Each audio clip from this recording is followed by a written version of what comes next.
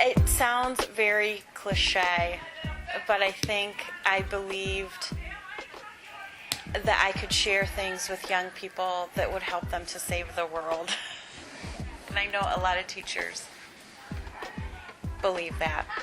So I think to stay in this profession, you have to believe that you're doing something that important, because it's hard. My classroom's very, very public, and often myself or the students or the program receive criticism, just like any newspaper.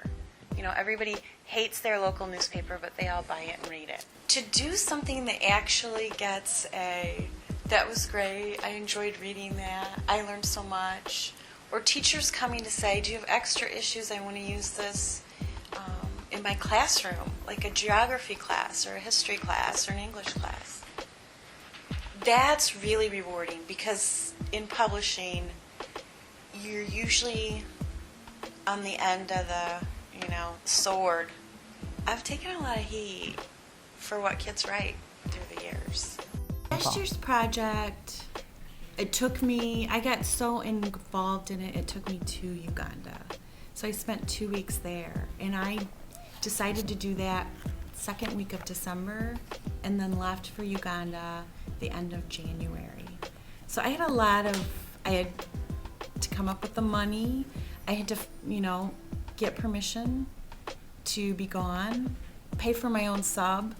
There was a lot of work I had to do, get my visa, get my shots, but it so captured me. And I think it was the story of the children who were soldiers that really captured me and really captured my students. So there were young people at age 7 who had been abducted and forced into killing and abducting other kids. And that was hard for us too. My students weren't quite sure how to communicate with kids who had suffered so much trauma, and a lot of them were also AIDS infected or AIDS orphans. So part of my deciding to go was I need to see this for myself to make sure that my students are reporting respectfully. When you deal with cross cultures, there are always going to be misunderstandings, just language and culture. This one seemed to be high stakes. I didn't want anything my students wrote to put these students at St. Kizito School in danger. I could move on to another profession and feel like I had done everything I needed to do here.